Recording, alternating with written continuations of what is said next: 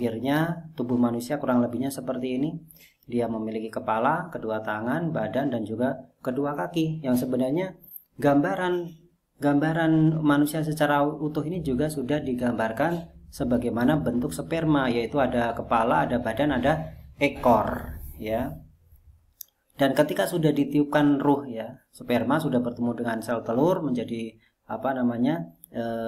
zigot, berkembang, ya, daging, dan menjadi janin, ditiupkan ruh, maka di dalamnya sudah ada fisik, mental, dan juga spirit. Makanya ketika hamil, seorang ibu harus hati-hati menjaga jiwanya, dan yang paling bertanggung jawab adalah suaminya, karena harus menjaga jiwa istrinya dan juga jiwa anaknya, sehingga jangan sampai ketika istri sedang hamil, seorang suami malah membuat kondisi suasana tidak mendukung untuk perkembangan janin. Nah, di dalam tubuh manusia sendiri terdapat organ-organ penting, ya, yang secara umum nanti ada yang ada di luar, yaitu ada kulit, ada otot, ya, kemudian di sana nanti ada pembuluh darah, ya, ada kelenjar-kelenjar, kemudian nanti ada tulang, ya, ada tulang belulang, kemudian ada persarafan, kemudian nanti di dalamnya lagi ada organ. Kesemuanya tidak bisa dipisahkan, ya. Sakit yang mungkin dialami oleh manusia bisa berasal dari luar, ya. Karena ada patogen dari luar, angin, ataupun mungkin kerusakan pada bagian pertengahan otot misalnya, atau juga permasalahannya di organ ini, ya, di organ dalam ini. Sehingga memang diagnosa sangat dibutuhkan sekali, apakah ini permasalahannya hanya di patogen yang masih di luar, ya, piau, ya, yang masih di permukaan, yang masih menyerang meridian, atau dia masalah ada di otot, mengkerut karena contoh misalnya karena faktor luar cuaca atau karena faktor emosi, atau memang karena adanya toksin yang masuk ke dalam tubuh sehingga merusak organ dalam. Ini nanti penanganannya akan berbeda, ya. Nah, kita masuk ke fisik, mental, dan juga spirit, ya, atau jiwa. Jadi fisik ini terdiri dari panca indera, ya.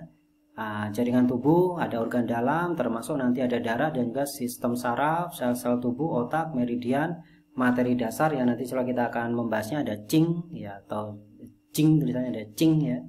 Kemudian ada mental atau psikis, ya, jiwa, ada pikiran, perasaan, emosi, ya, daya gerak atau kita sebut dengan chi, ya, chi, energi yang bisa menggerakkan, ya.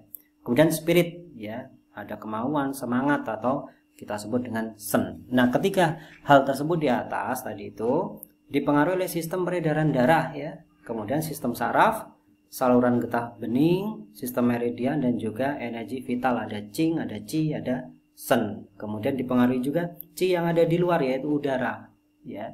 Sehingga orang misalnya hawanya panas, maka orang mudah marah. Hawanya dingin, orang pengennya di dalam rumah misalnya, ya. Kemudian lingkungan, budaya, politik, dan sebagainya. Jadi manusia itu sangat unik sekali. Kemudian pembentukan Qing Qi Shen, nanti kalau akan kita bahas juga, ya, Qing Qi Shen tadi ini Qing Qi Shen sangat dipengaruhi oleh kualitas dan kuantitas Qing bawaan atau turunan, ya, ada bebet bobot gitu, ya, dari kedua orang tuanya. Sehingga ketika Qing kedua orang tua lemah, baik secara fisik maupun mental, ya, spirit di sini, maka nanti biasanya anak juga akan mengikuti. Maka inilah yang disebut dengan genetik. Genetik secara jiwa. Sering saya sebutkan bahwa jiwa itu juga genetik, tidak hanya badan, ya. Bisa tidak diobati, dicegah bisa, sehingga potensi tidak muncul, tetapi tetap diwariskan, ya, tetap diwariskan. Sering saya dapati ciri-ciri orang diabetes muncul anak 2 tahun, ya, sudah kelihatan sebenarnya, ya. Kemudian ibu yang hamil bila keadaan jiwa sennya kacau, depresi, maka akan sangat mempengaruhi jiwa dan perkembangan fisik janin, ya. Sudah saya terangkan sebelumnya tadi. Misalnya akan menyebabkan anak sering kejang, ya, fisik lemah, mental jelek, dan seterusnya, ya. Ini penting sekali nanti, ya, penting sekali kita pahami, yaitu ketika anak sakit itu sebenarnya yang kita cek terlebih dahulu malah orang tuanya, ya, kecuali darurat, ya, maka yang harus kita tangani anaknya. Tetapi ketika contoh misalnya sering saya dapati ada kasus anak mengalami gatal seluruh tubuh, ya, atau psoriasis atau, ya, semacamnya, ini ternyata masalahnya nggak jauh-jauh dari orang tuanya dulu masalahnya, sehingga kita pahamkan orang tuanya tentang masalahnya, perbaiki kedua orang tuanya, anak ngikut ternyata membaik. Oke. Nah, dalam proses pengobatan seluruh aspek harus diperhatikan ya, tidak bisa dipisahkan satu sama lain ya, semuanya harus dilihat sehingga kita akan ketemu akar masalahnya, insyaallah ya. Nah, ini manusia. Manusia itu Allah ciptakan itu dari tanah. Nah, tanah itu punya sifat ternyata. Dia punya rasa yang asin, tapi juga ada rasa seger. Rasanya seger, tapi juga ada rasa asin. Dua rasa ini memberikan potensi jiwa pada manusia. Potensi apa itu? Asin nanti menyebabkan potensi manusia itu apa namanya ya bahasanya ya?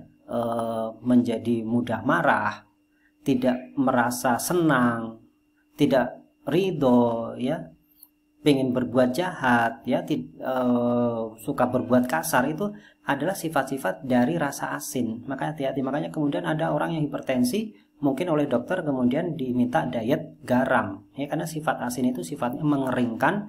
Kering itu menimbulkan hawa yang panas. Itu potensi pada tubuh manusia. Kemudian ada sifat yang